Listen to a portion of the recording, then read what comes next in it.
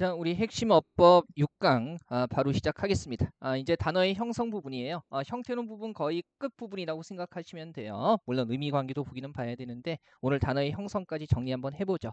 자, 3번 단어의 형성 한번 보시면요. 우리가 이제 앞에서 한국어의 특성할 때 파생어, 합성어 이런 것들을 했잖아요. 그래서 여기 한번 보면 이런 거죠. 문제가 이러네요. 통사적 합성어인 것은 해가지고요. 문법적인 요소끼리 결합해서 새로운 단어가 만들어질 때 그 단어를 구분하는 겁니다. 오늘 이제 배울 거예요. 합성어 중에 통사적 이게 뭔지, 그죠? 단어라는 형태론의 범주에서 나오면 그죠? 예, 형태소보다는 잘 나오고 그다음에 품사보다는 덜 나오는 그 정도라고 생각하시면 되겠습니다. 자, 바로 가보죠. 우리 단어 형성 따질 때는요, 일단 그죠? 어근과 접사라는 개념 이거 잘 보셔야 하는데, 자, 어근이라는 게 뭐겠어요? 말 그대로 단어의 뿌리가 되는 거죠. 그래서 단어 형성할 때, 그러니까 결합해서 새로운 단어를 만들어낼 때 실질적인 의미를 나타내는 중심 부분을 어근이라고 얘기를 해요. 어간하고는 달라요. 그죠? 어간하고는 다르고요. 자, 실질적인 의미를 나타내는 중심 부분이니까 실질적으로 우리가 얘는요, 우리 형태수 중에서 실질적인 의미를 갖고 있는 부분을 실질 형태소라고 했잖아요. 그래서 실질 형태소와 그 범주가 일치하고요. 그 다음에 이를테면 단위더인 용언 기본형의 어간, 우리 왜 이런 거요? 먹다의 먹, 가다의 가 이런 애들은요. 실질 형태소가 된다고 했잖아요. 그러면 단어 형성할 때는 그런 애들이 그대로 뭐가 되는 거예요? 어근이 되는 겁니다. 그 다음에 접사라는 건 뭐냐면 단어를 형성할 때 어근에 붙어서 그 뜻을 제한하는 주변 부분입니다. 그러면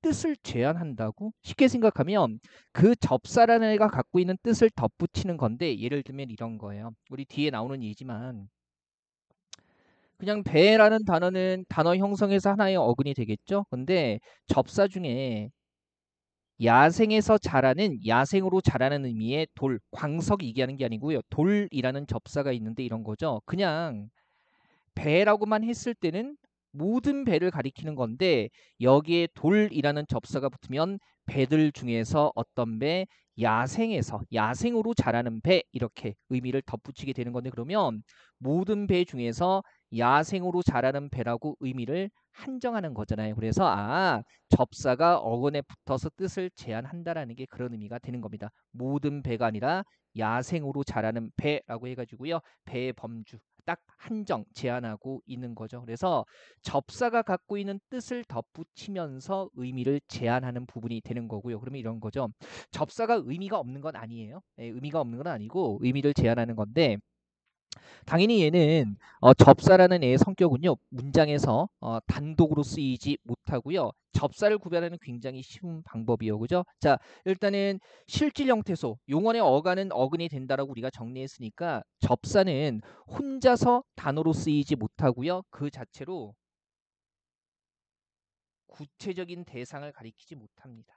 그래서 접사 파악하는 거 너무 어렵다고 생각하지 마세요. 거기 보면 우리 왜 돌배와 풋잠이라는 거 나와 있잖아요.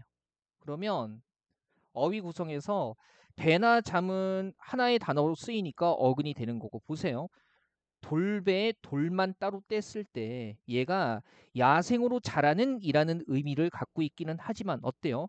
야생으로 자라는 무엇인지 알 수가 없잖아요. 그래서 덧붙어서 의미를 제한하기는 하는데 그 자체로 야생으로 자라는 무엇인지 정확히 알 수가 없죠. 그러면 이런 것들은 접사가 되는 거예요. 왜 풋잠도 우리가 형태소 단위로 분석해 보면 이렇게 잘 쪼개잖아요. 그죠? 잠이라는 단어 어차피 혼자 쓰니까, 그러면 여기서 잠은 혼자 쓰이는 단어니까 어근인데 품만 떼내면, 그죠? 요거 이제 요런 접사가 항상 어근 앞에 붙기 때문에 이렇게 뒤에 붙여 놓는 거예요. 요런 표시 알 수 있죠? 풋이라고 하게 되면 이게 덜 익은, 미숙한, 깊지 않은 그런 의미를 가지고 있는데, 이것만으로는 깊지 않은 무엇을 뜻하는 건지 정확하게 알 수가 없어요. 그래서 이런 것들이 접사의 특징입니다. 그러면 단어 분석할 때 어디까지가 어근이고 어디까지가 접사인지 잘 파악할 수 있겠죠. 일단 돌배나 풋장 같은 거 형태소, 그죠? 혼자 쓰이는 단어를 떼놓은 다음에 그 다음에 배와 잠은 의미가 있는데 앞에 붙은 돌과 풋은요, 구체적으로 정확히 어떤 대상인지 이것만으로 가리키지 못하니까 싹 다 뭐가 되는 거예요? 접사가 되는 거예요. 자, 공부는요 효율적으로 해야 돼요. 접사를 무슨 막 수십 가지 종류를 외우고 제발 그런 거 하지 마세요. 어차피 합성어, 파생어 이런 구별이 필요한 건데 잘 나오지도 않을 뿐더러 나와도요 복잡하게 안 나오거든요. 그래서 아니 그게 둘로 나눈 다음에 남아있는 한 부분이 혼자 단어가 안 되면서 구체적인 대상을 가리키지 못한다면 걔는 뭐가 되는 거예요? 단어 구성에서 접사가 되는 거죠. 물론 센스는 발휘해 두셔야 되죠. 이를테면 가다의 가, 그 다음에 먹다의 먹 같은 부분은 혼자서 단어가 되지는 못하지만 얘는 다 어디에 들어간다고 했어요? 그죠? 실질 형태 소기 때문에 혼자 쓰이지 않지만 얘네는 뭐가 돼요? 어근이 되는 거죠. 단어 만들 때. 그리고 여기서 하나 가볍게 말씀드릴 부분이 뭐냐면 이런 거예요. 어근과 접사 이렇게 나와 있잖아요. 우리가 앞에서 용언 활용할 때 어간과 어미라는 거 배웠죠. 어근과 접사. 우리가 이렇게 생각하시면 돼요. 뭐냐면 어간 어미는 용언을 활용할 때, 즉 형태 변화시킬 때 쓰이는 개념이 어간 어미. 활용할 때 바뀌지 않는 부분 어간, 뒤에서 바뀌는 거 어미고요. 어근과 접사라는 부분은 뭐가 되는 거예요? 아, 형태수끼리 결합해서 새로운 단어를 만들 때 적용하는 개념이 어근과 접사예요. 그죠?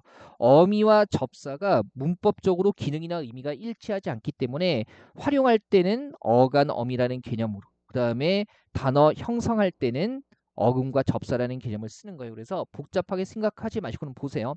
가다의 가, 먹다의 먹 같은 이런 실질 형태수는요. 활용할 때는 이게 뭐가 되는 거예요? 어간이 되는 거고. 그죠? 가다 가고 간이 가서 이렇게 활용할 때는 어간이 되는 거고, 그다음에 얘네가 단어를 만들어낼 때는 그 부분을 그냥 뭐라고 부르는 거예요? 어근이라고 부르는 거죠. 그래서 너무 복잡하게 생각하지 마세요. 꼭 이런 거 설명하면서 막 뭐 어근의 접사가 결합한 부분까지가 어간이 되는 뭐 이런 게 있는데 웃기지 말려. 그러니까 그렇게 하니까 공부할 게 많아지는 거 아니에요. 게다가 지금 그런 식의 구분은요. 우리가 길게 한 6년 잡아서요. 8, 9, 0, 1, 2, 3 했을 때 1, 2, 3 했을 때 어근과 어간의 복잡한 관계를 그렇게 묻는 문제가 특히 국가직, 지방직, 구칠급에서는 나오지 않았다는 얘기죠. 그래서 그냥 그래 시키는 것만 잘 하시면 돼요. 어간 어미는 형태 변화, 활용할 때 우리가 쓰는 개념이고 어근과 접사는 형태수끼리 결합해서 새로운 단어를 만들어낼 때 적용하는 개념이다. 그렇게 딱 정돈을 하시면 돼요. 됐습니까? 됐죠. 된 거 맞아요. 자, 그러면 이렇게 어근과 접사가 어떻게 결합하는가에 따라서 이제 단어 형성 2번 단일어, 복합어 이런 것들 구별하는 거고요. 단일어는 말 그대로 단일하다가 뭐예요? 하나라는 얘기잖아요.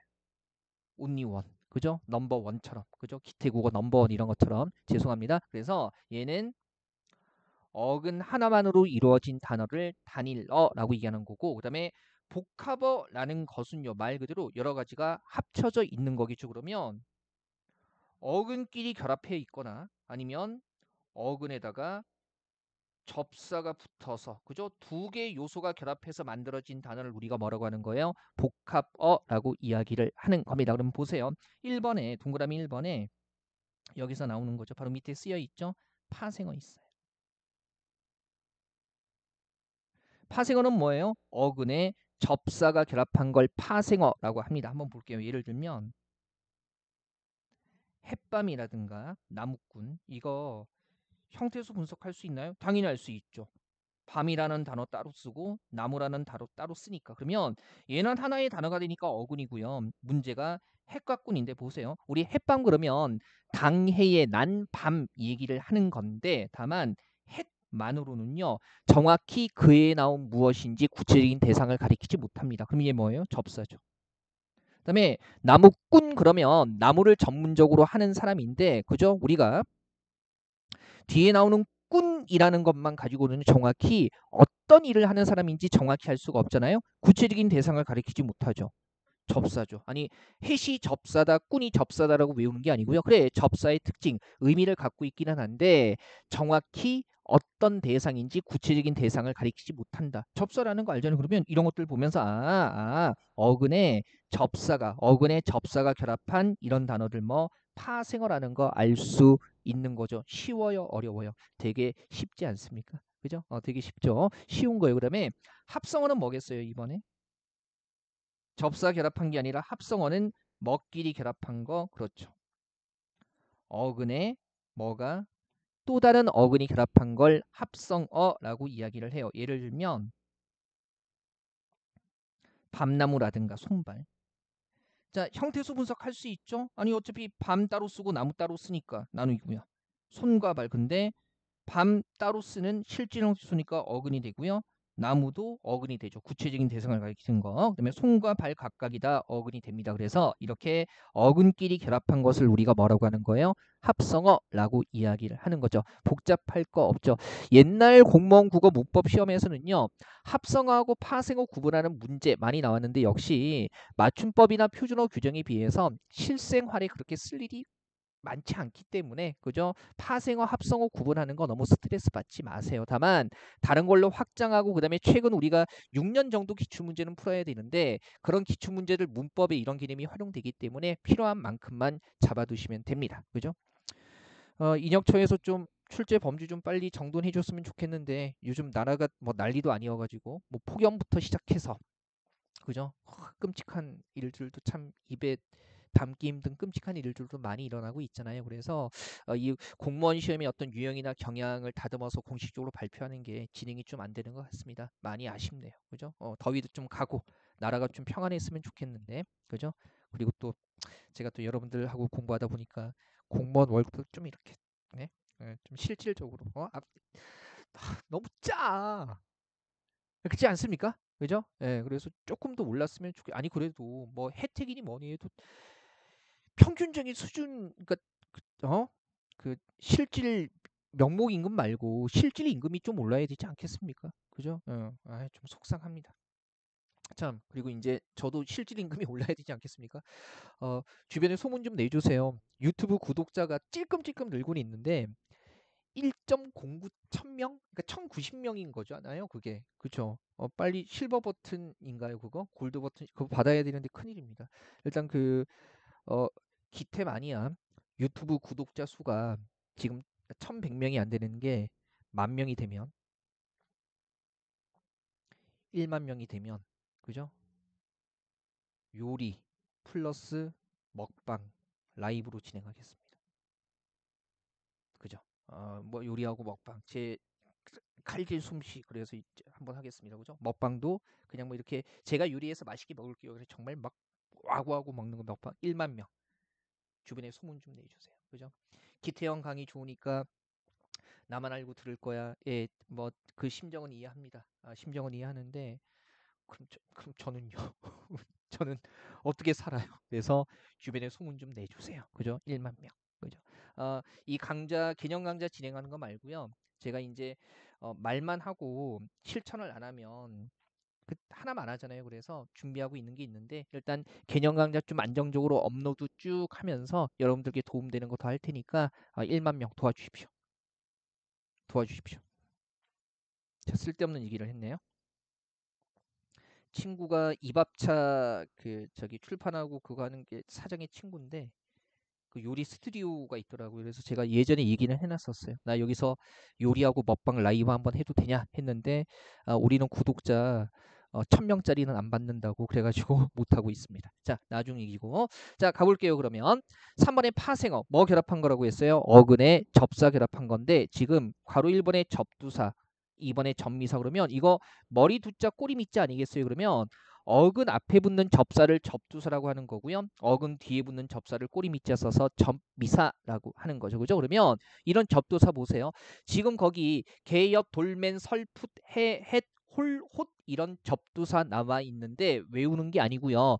얘네만 썼을 때는 구체적인 대상을 가리키지 못하니까 이게 다 접두사가 되는 겁니다. 그러면 이건 확인만 하세요. 의미 다 외울 필요 없어요. 우리가 흔히 쓰기 때문에 확인 한번 해두면 어느 정도 이게 의미는 들어옵니다. 먼저 개 같은 접두사 나와 있죠. 그래서 개꿀, 개떡, 개살구 이런 말들 있어요. 그죠? 자, 그래서 이거 접두사가 붙은 거고요. 파생어죠. 그다음에 두 번째 역 같은 접두사. 먹는 엿 당연히 아니고요. 몰래라는 의미를 더하는 겁니다. 그래서 엿듣다, 엿보다 이런 것들이 있게 되죠.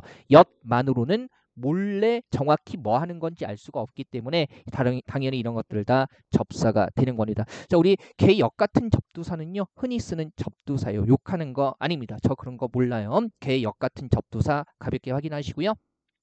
아까 돌배에서 봤던 거네요. 그죠? 광석 뜻하는 거 아니고요. 품질이 떨어지는 야생으로 자라는 애서 돌감, 돌배 이런 거. 그다음에 맨 다른 것이 없는 맨땅, 맨발 이런 거고요. 설 충분치 못하게 이렇게 되는 거죠. 그래서 설깨다, 설듣다, 설보다. 그다음에 풋이라는 거 처음 나온 덜 익은 미숙한 깊지 않은 해가지고요. 풋고추, 풋나물, 풋사랑 이런 것들이 다 해당되는 거죠. 그다음에 해와 햇 요거 잘 보세요. 이게 당해의 난이라는 것은 잘 아는데 어떻게 돼요? 해가 쓰이는 경우가 있고 햇이 쓰이는 경우가 있네요. 그래서 해콩, 해팥, 햅쌀, 당해에 난 그해에 나온 쌀이라는 거고요. 뭐 콩 이런 거고 그다음에 햇감자, 햇뿌리, 햇양파 이런 것들이 있는데 요거요. 의문 조건에 따라서 달라져. 이를테면 해와에서는 의미는 똑같은데 해 같은 경우는 어디에 붙는다? 된소리, 거센소리 앞에는 뭐가 붙어요? 해가 붙게 되는 거죠. 그러면 보세요. 콩이나 팥 같은 경우에 그죠? 이거 뭐예요? 거센 소리 앞이니까 해 붙어서 해콩, 해팥 이렇게 되는 거고 다만 쌀이 좀 이상하죠. 쌀. 왼쪽에 보조단 잠깐 보세요. 왼쪽에 보조단 잠깐 보시면 우리가 원칙적으로 그러면 쌀 같은 경우는 어때요? 요거 된 소리니까 해가 붙어야 돼요. 근데 옛날에 쌀은요. 중세 국어 때 어두장군 써서 이렇게 썼었어요. 그래서 현대 국어에서 단독으로 쓰일 때는 그냥 싼지옥 써서 쌍시오 써서 쌀 이렇게 쓰는데 다른 말과 결합할 때는 옛날에 이렇게 쓰였던 흔적 때문에 비읍 소리가 덧납니다. 그래서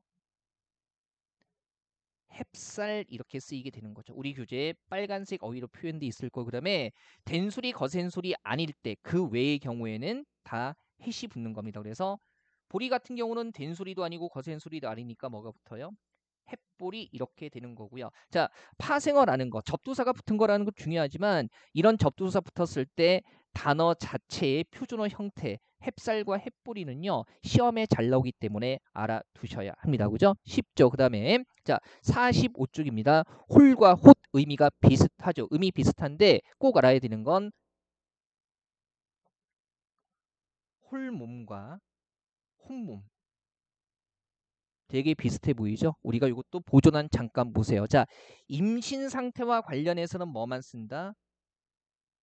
홀몸만 쓴다라는 거예요. 그러니까 우리 흔히 임신하신 분들께 아유 홀몸도 아니신데 무리하시면 안 돼요. 태중에 아이 챙기셔야죠. 아기 있는데 이러는데 그럴 때 홀몸이 아니신데가 아니라 혼몸도 아니신데라고 쓰는 겁니다. 그래서 접두사라는 건 금방 드러나는 거고요. 의미는 가볍게 확인하시고 의미 억지로 외우지 마시고 다만 어, 몸에 홀이라는 접두사가 붙은 홀몸도 있고 그죠?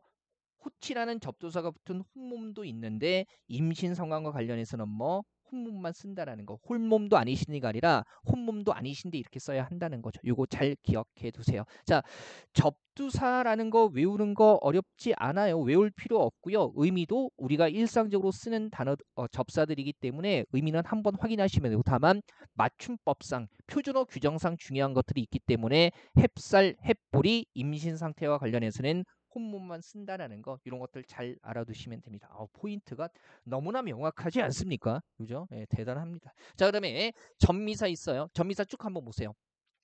꾼꾸러기 떼기 박이 배기 빼기 스럽다 쩍다 째 해가지고 어차피 다른 어근 뒤에 붙었을 때 이것들만으로는 구체적으로 어떤 대상인지 알 수가 없기 때문에 전미사라는 거 알아두시면 되고요. 자, 이 전미사 범주들 중에서도 역시 이게 중요해요. 표준어 규정상 중요한 거. 그래서 보세요. 박이 붙은 거 한번 보세요. 박이 붙은 거 보면 오이 소박이 이런 거 있죠. 우리가 흔히 오이 소백이 이렇게 많이 쓰는데 자 무언가가 박혀 있는 사람이나 물건은 박이로 쓰는 겁니다. 그래서 우리 오이 소박이가 오이의 칼집을 내 가지고요 양념이 되는 소를 박아 넣은 다음에 숙성시킨 그런 김치 종류이기 때문에 소박이나 오이소 박이라고 하는 겁니다. 그죠? 그다음에 백이라는 전미사도 있어요. 조심해야 돼요. 특히 여기서 조심해야 되는 건 그 나이를 먹은 아이를 뜻할 때 뭡니까? 2살 박이가 아니라 2살 이거 전미사니까 붙여서 해야 돼. 2살 100이 이렇게 써야 된다는 겁니다. 그죠? 요거 굉장히 중요해요. 어린아이의 나이 먹은 정도를 얘기할 때는 뭐라고 써야 돼요? 그죠? 2살 박이가 아니라 뭐라고 씁니까? 2살 100이 이렇게 쓰게 되는 겁니다. 그죠? 2살 100이. 그 인터넷 신문 같은 거 보면 이런 것들 잘못 쓰는 경우 되게 많아요. 그래서 이럴 때 2살 100이 이렇게 써야 되는 거죠. 정말 중요합니다. 그 다음에 빼기라고 했을 때 그런 특성이 있는 사람이나 물건 이렇게 쓰게 되는데요. 어떻게 써야 돼요?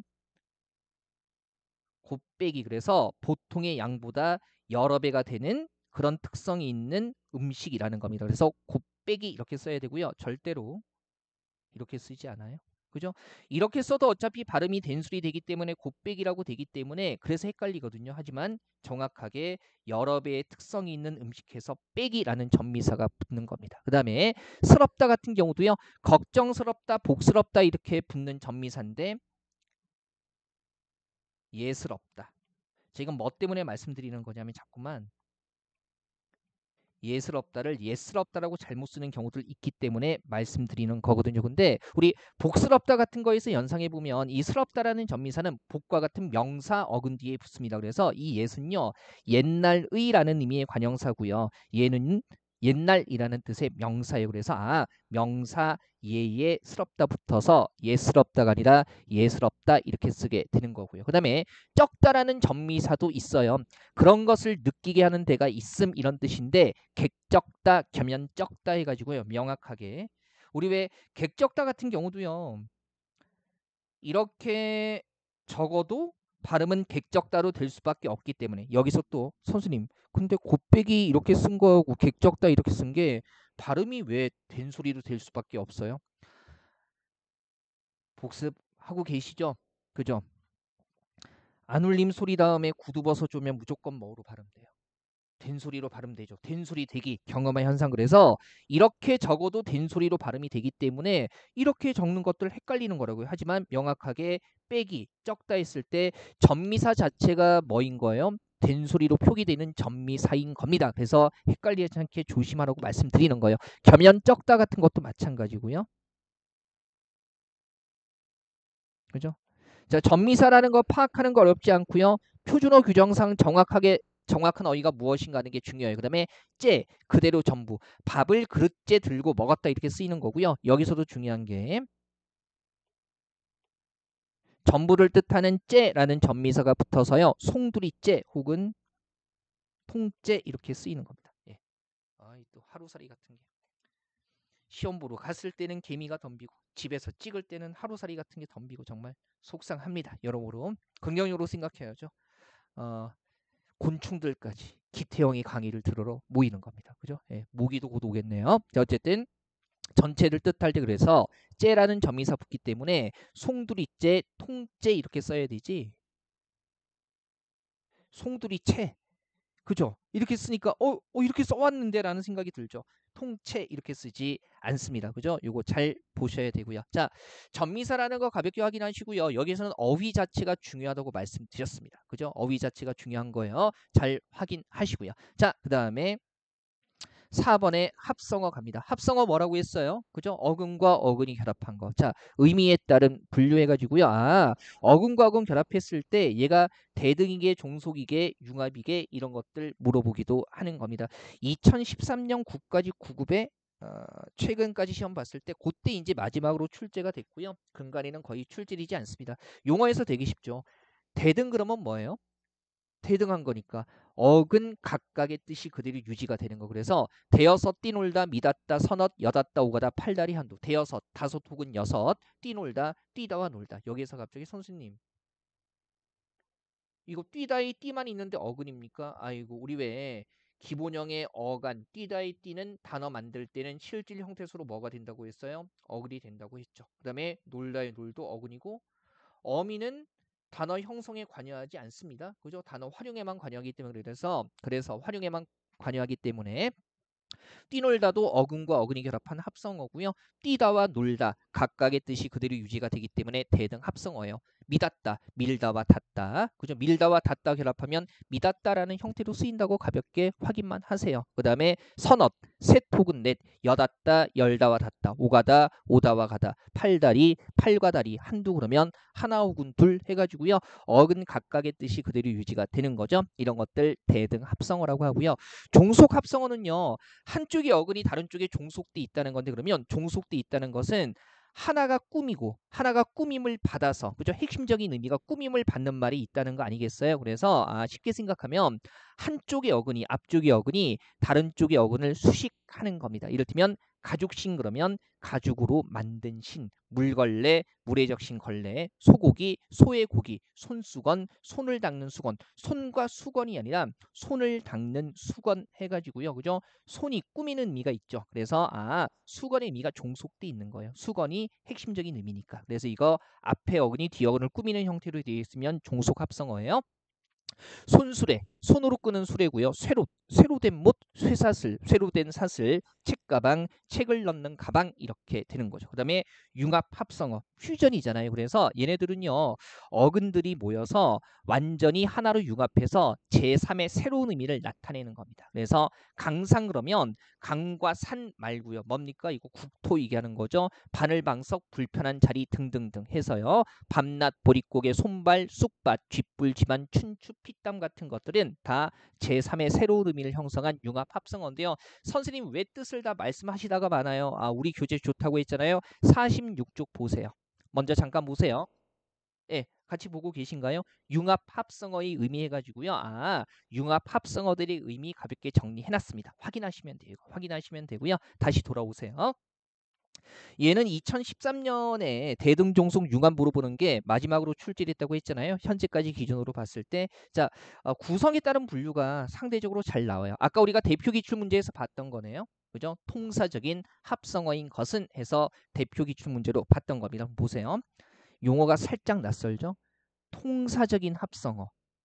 비통사적인 합성어. 아닐 비자니까 통사적이 아닌 거 얘기하는 건데 개념 볼게요. 통사적인 합성어는요. 그죠? 합성어에서 어근이나 단어가 연결되는 방식이 우리말 문장의 일반적인 단어 배열법과 일치하면 뭐라고 해요? 통사적인 합성어라고 얘기를 하는 겁니다. 자, 그럼 이런 거죠. 어근과 어근 단어와 단어가 결합하는데 그 결합이 우리말 문장에서 단어를 배열하는 순서와 일치한다는 겁니다. 자, 그러면 우리말 문장에서 단어 배열하는 순서는 또 뭐야? 오른쪽 보조를 한번 보세요. 우리말 문장의 일반적인 단어 배열법 어떤 거예요? 이를테면 꾸미는 말이 꾸밈을 받는 말 앞에 오는 거. 그죠? 이거 우리말에서는 그렇게 문장 구성하잖아요. 그 다음에 어간 뒤에 어간은 혼자서 단어로 안 쓰이죠. 그죠? 먹다의 먹 혼자 안 쓰이고 먹다 뒤에 먹다의 먹 뒤에 다 이런 어미가 결합해서 문장에서 단어로 쓰이죠. 그게 우리말 문장에서 단어가 쓰이는 방식이에요. 그 다음에 명사와 명사가 나란히 나타나는 것 이런 것들 얘기하는 거죠. 보세요. 선생님 이게 명사와 명사가 나란히 나타나는 건 좀 이상한데요. 자, 이런 거죠. 우리 문장 구성할 때 나는 밥, 국, 술, 떡을 먹었다. 이런 식의 구성 쓰잖아요. 그러면 문장 구성할 때 밥, 국, 술, 떡 해서 명사, 명사, 명사, 명사 문장에서 쭉 연속해서 배열이 되는 거죠. 그래서 단어가 만들어질 때 명사와 명사가 연속해서 결합해서 만들어지는 것도 우리말 문장의 단어 배열 방식과 일치하기 때문에 통사적인 합성어라고 얘기를 하는 겁니다. 어떤 건지 아시겠죠? 자, 얘 통해서 확인하면 조금 더 편해요. 제 수업 예전에 들으신 분들은 선생님 맨날 명사가 연속해서 나타나는 문장 구성 밥, 국, 술, 떡 이렇게만 말씀하시는데 왜 맨날 그 예만 드나요?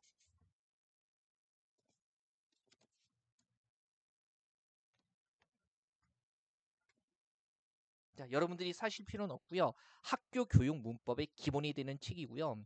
사실 문법 문제 나올 때 맞춤법 표준어 규정 말고 의문론, 형태론, 통사론은 다 여기서 나와요.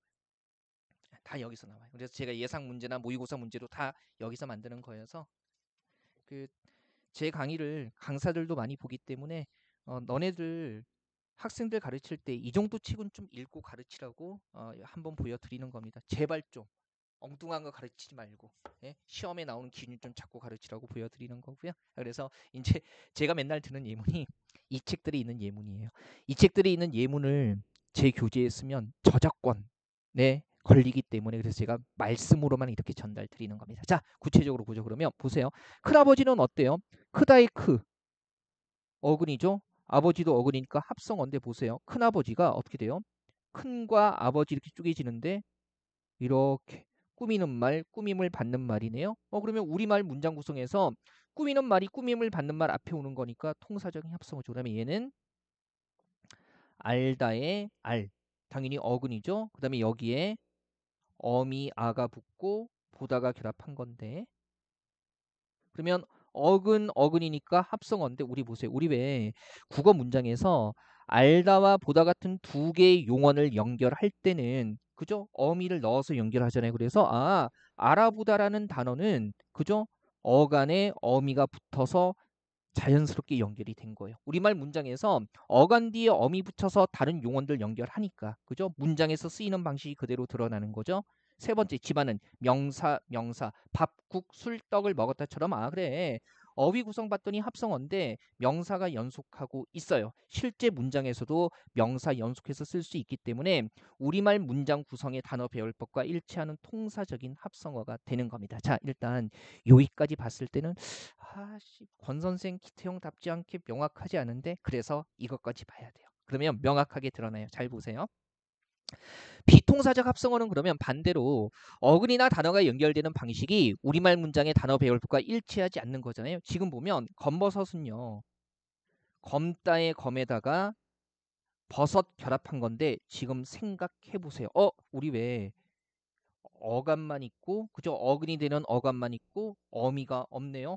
국어 문장에서 용언들은 어간 뒤에 어미가 있어야 되는데 어미 없이 바로 버섯이라는 다른 어근이 결합했어요. 그러면 우리말 문장의 단어 배열법과 일치하지 않는 거죠. 뛰놀다도 어때요? 이제 보이네요. 그죠?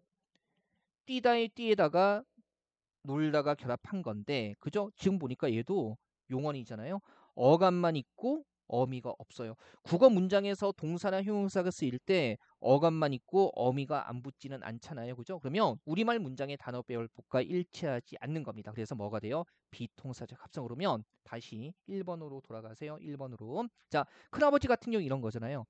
크다의 크라는 어간에 관형사형 어미, 어간 어미 붙어서 큰 된 다음에 아버지를 앞에서 꾸며주는 구조니까 우리말 문장의 단어 배열법과 일치하는 거고 얘도 이제 보이죠. 알다의 알이라는 어감만 있는 게 아니라 어미 붙어서 연결되는 거니까.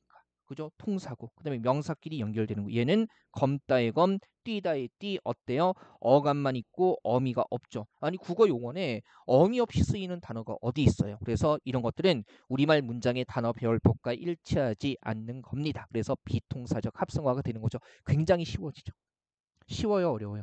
쉽죠. 그죠? 그러면 더 쉽게 갑니다. 더 쉽게 그러면 사실은 통사적 합성어의 패턴은요. 되게 많고요. 비통사적 합성어의 패턴은 좀 정해져 있거든요. 그래서 46쪽에 다음 페이지 니은이요. 잘 보세요. 어, 넘어가기 전에 이런 거 외우지 않아도 돼요. 선생님 그러면 크다와 아버지가 결합할 때는 큰아버지라는 합성어가 되고 검다와 버섯이 결합했을 때는 검버섯, 검은 버섯이 아니라 검버섯 이렇게 된다는 거 외워야 됩니까? 아니에요. 합성어 결과적으로 주고 나서 얘가 통산지 비통산지 구별하는 거 묻기 때문에 어근이 결합했을 때 어떤 형태의 합성어가 만들어지는가 외울 필요는 없어요. 그냥 분석해서 어근끼리 결합한 합성어다라는 거 알면 되고 그 다음에 단어 자체가 주어져 있을 때 통산지 비통산지 파악만 할 수 있으면 되는 겁니다. 그죠? 그래서 초점 잘 잡으시고요. 자 46쪽 같이 넘어가서 보고 있죠? 해봅시다. 왠지 이렇게 화면에 이렇게 고치는 것까지 나오면 되게 막 MZ세대 같죠? 이런 거 자연스럽게 아이고 MZ세대 같죠라고 말씀드리는 순간 그죠? MZ세대 같죠? 이런 거 막 잘 쓰고 이러면 저는 X세대예요. 자 쓸데없는 말씀이네요. 자 볼게요. 그러면 46쪽이 니은 보면 한번 읽어보죠. 우리말 문장에서 용어는 항상 어간과 어미가 결합해서 하나의 단어로 쓰이죠. 너무나 상식적인 거고요. 그래서 합성어의 앞쪽의 어근이 용언의 어간, 용언의 어간은 실질 형태소이기 때문에 단어 만들 때 어근이 된다고 했죠. 그래서 앞쪽의 어근이 어간만 있고 어미가 없으면 그러면 우리말에서 용언 쓰는 방식과 일치하지 않는 거니까 비통사적 합성어예요. 그래서 비통사적 합성어가 그런 형태로만 쓰이기 때문에 앞쪽에 어근이 어감만 있고 어미가 없는 합성어들은 다 비통사적 합성어고요. 나머지는 뭐가 되는 겁니까? 그러면 통사적 합성어죠. 아우 너무 쉽지 않아요? 그럼 볼게요. 지금 보세요. 책 보지 마시고 화면 보세요. 해볼게요. 접칼, 굳세다, 건널목, 먹을거리. 이거 다 합성어를 하는 거 보이죠? 왜? 접다의 접 있고요. 어근이죠. 근데 어근이 되는 어간이 있는데 뭐가 없어요? 어미가 없어요. 거기에 바로 칼이라는 다른 어근 붙었으니까 우리말 문장에서는 어간에 어미가 붙어야 자연스러운데 얘는 어미 없이 그냥 다른 거하고 결합했네. 통사 비통사 비통사 비통사 쉽죠. 얘도 그러면 어때요? 그죠? 굿다와 세단데 굿다의 굿 어간만 있고 어미가 없어요. 국어 문장에서 어간만 용언이 쓰이는 경우는 없거든요. 뭐예요? 비통사. 그죠? 얘는요. 건너다의 건너. 그 다음에 여기에 바로 목이 결합한 게 아니라 리을이라는 우리가 전 시간에 하는 관형사형 전성어미 붙고 어간에 어미 붙고 목 됐으니까 뭐예요? 통사. 아유 쉬워요. 그죠? 먹을거리 뭡니까? 먹다의 먹이라는 어간에 어근이 되는 어간에 바로 붙은 게 아니라 그죠? 여기에 을이 붙고요. 리을과 을짝을 이루는 관형사형 전성어미죠. 여기에 거리라는 게 붙었어요. 어근이에요. 그래서 어간만 있는 게 아니라 어간 다음에 엄이 붙어서 자연스럽게 다른 어근과 연결이 되니까 얘도 통사죠. 그러면 비통사적 합성어의 구조는 이거 하나만 기억하시면 되죠. 앞쪽에 있는 어근이 어근과 어근 결합했을 때 앞쪽에 있는 어근이 어간만 있고 어미 없이 다른 어근과 결합하면 국어 문장에서 용언 쓰일 때 어간 어미가 결합하는 게 자연스러운데 어미 없이 그냥 바로 결합했네. 국어 문장에서 단어 쓰이는 구조와 일치하지 않는구나. 그래서 이런 것들이 뭐 비통사고 이런 패턴이 아닐 때는 일단은 다 뭐라고 정돈해 두시면 돼요. 통사적 합성어라고 정돈해 두시면 됩니다. 이게 명쾌한 부분이죠. 그죠? 물론 복잡하게 다른 거 많이 배우신 분들 계시겠지만 딱 다 쓸데없다고요. 아시겠어요? 이것만 기억하세요. 나중에 1.5 어법 완성 단계에서 최근 6년간 기출문제를 해결할 수 있는 보완 개념 너무 복잡하지 않게 다뤄드릴 거니까 걱정하지 마세요. 아시겠어요? 자, 이 6강의 마지막 부분입니다. 개념 플러스 융합 합성어의 의미 이렇게 나와 있죠. 앞에서 봤는데요. 일단 융합 합성어들 중에서 문맥에 따라서 대등 합성어나 종속 합성어가 되는 것이 있기 때문에 주의하셔야 됩니다. 뜻들은 다 확인하시고요. 동그라미 치세요. 3번, 5번, 9번, 10번. 얘네는 문맥에 따라서 의미 범주가 달라지기 때문에 조심하셔야 합니다. 그래서 3번에 밤낮 같은 경우는요. 그죠? 이틀 밤낮을 잠만 잤다 그랬을 때는 밤과 낮이라는 뜻이 그대로 유지가 되니까 대등이고요. 그는 밤낮 술타령이다라고 하게 되면 늘 항상이라는 제3의 의미로 바뀌었기 때문에 융합 합성어가 되는 겁니다. 선생님 이거 어떻게 해요?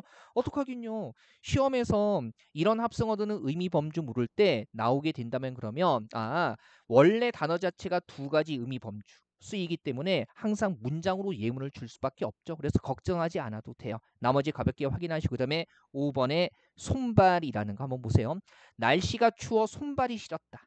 그러면 이때는 손과 발 자체니까 의미 범주로 따지면 의미 범주는 대등 종속 융합 이거 얘기하는 거예요. 구성 범주는 통사 비통사고요.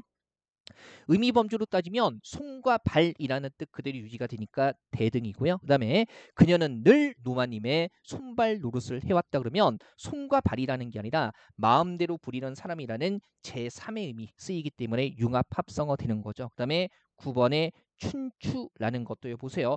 춘추 외투 그러면 봄, 가을, 외투라는 뜻이니까 봄과 가을이라는 의미 그대로 쓰이는 거죠. 그런 문맥에서는 뭡니까? 대등합성어가 되는 거고요. 그 다음에 나는 그녀의 아버님께 춘추를 여쭈어 보았다라고 했을 때 이때 춘추는요. 나이의 높임말, 연세라는 뜻이니까 봄, 가을 이외에 나이의 높임말이라는 제3의 의미로 쓰였으니까 융합 합성어 되는 거죠. 그 다음에 피땀, 10번이에요. 피땀.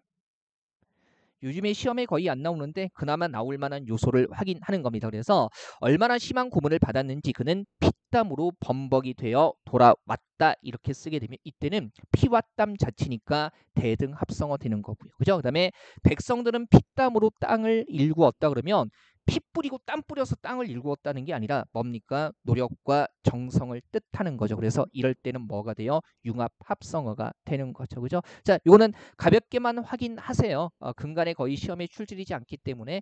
자, 우리가 이 6강까지 해가지고요. 형태론의 중요한 범주는 다 다룬 겁니다. 뭐 뒤쪽에 이제 어휘, 의미, 범주, 의미 관계 나오는데 요거는 3차시 수업 때 이어서 하겠습니다. 자, 복습들 꾸준히 하시고요. 다시 한번 말씀드리지만 주변에 구독 많이 퍼뜨려 주시고 4배속 핵심 정리 강좌. 그죠? 4, 50분짜리를 10분 안쪽으로 줄여서 핵심만 뽑아서 강의하는 거니까 복습용으로 꼭 활용해 주십시오. 자, 2차 시 6강 강의는요. 여기서 마무리하도록 하겠습니다. 즐거운 주말들 보내시고요. 오늘이 주말이어서 저는 지금 새벽 1시 14분이거든요. 또 이러면 안 믿죠. 네. 저도 내일 또 오후에 알바를 가야 되는데 오후에 가기 때문에 그죠?